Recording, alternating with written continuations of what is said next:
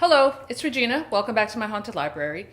Today I was scrolling through my booktube feed and I saw a nice video from one of my favorite tube channels, Francina Simone, about bookish pet peeves.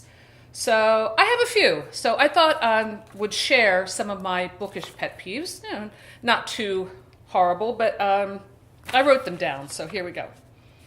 So this is one that I do see a lot in like independent, but also kind of like newer authors. I think it's a mistake people make, and then they learn, and then they don't do it again.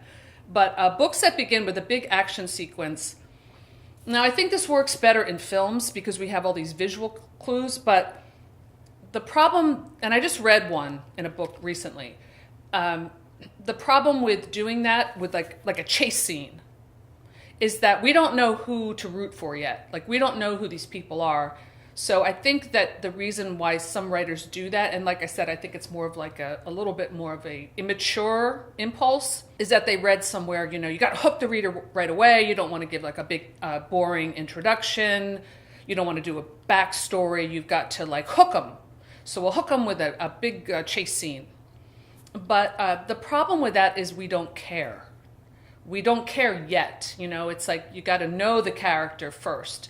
So, or the protagonist or whatever. I mean, some people can do this in a way where it's done well, but most of the time I see it just seems, I can kind of see through what's going on, and I don't get pulled in, and I don't get hooked. 2, downer books that reinforce my fear that life is not worth living.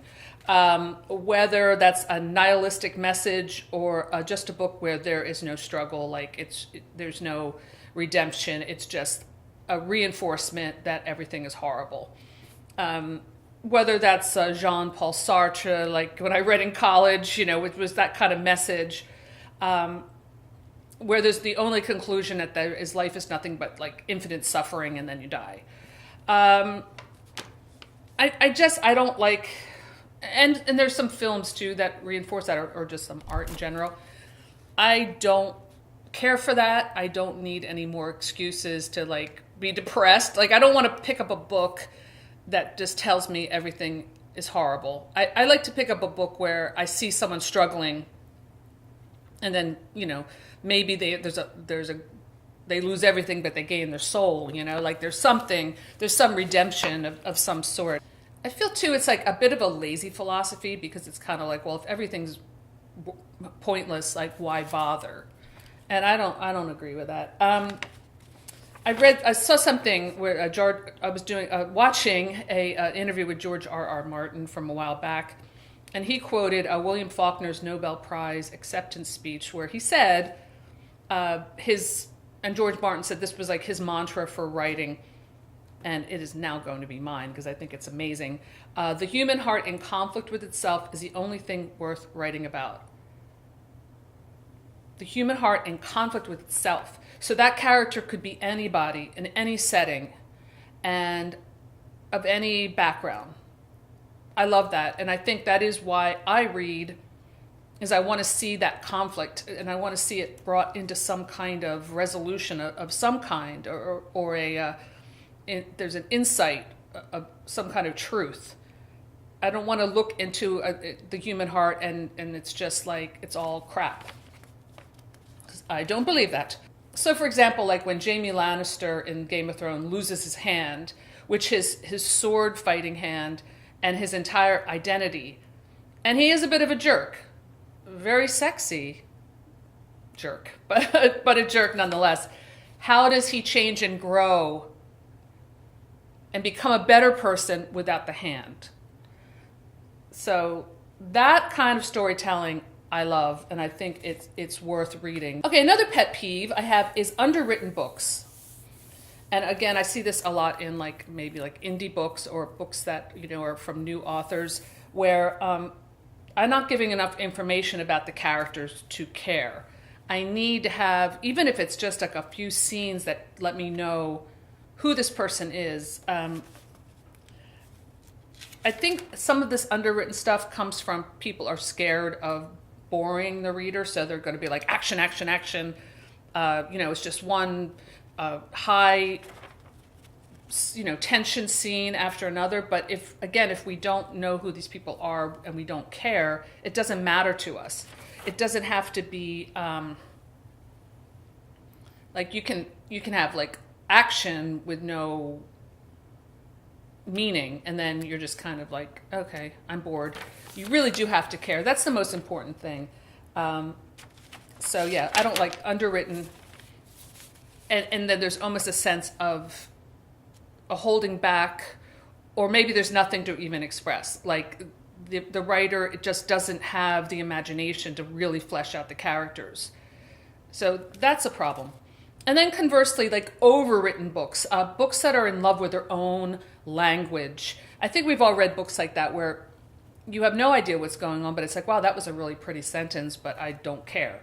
In fact, if I become aware of the writing style too much, and if I'm sitting back and thinking like, oh, wow, I like the way they, use that adverb there, or that was a nice turn of phrase, or, then I know I'm not connecting to the story, So, not always the case, because like when I was reading Jane Eyre, I was like writing down phrases because they were so beautiful. But, I'm just talking about sometimes writers can become in love with their own technique, and it's a real turnoff. So, like too much description, like, and now this isn't verbatim, but I remember reading something like this where it was like his hand reached for the sword, fingernails scraping the leather doublet, and sweat dripped from his forehead and landed on his pinky finger, poised in the foul air, moist with the blood of battle, which is like this movement. Well, first of all, he'd be dead by then if it took that long. But we don't need all this, she gripped the doorknob, it creaked. A little bit of that. And I'm still reading a Robert McKee story. I'm going to have a video. It's been a while, but I'm going to have a video about that. And he writes about that.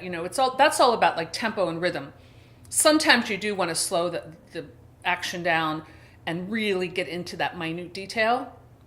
But if the entire book is like that, forget it. That is one book that I will probably put away, because not to DNF, because I don't DNF. I just stop reading it for now. But that is a turnoff, Books with a political message or like an issues book.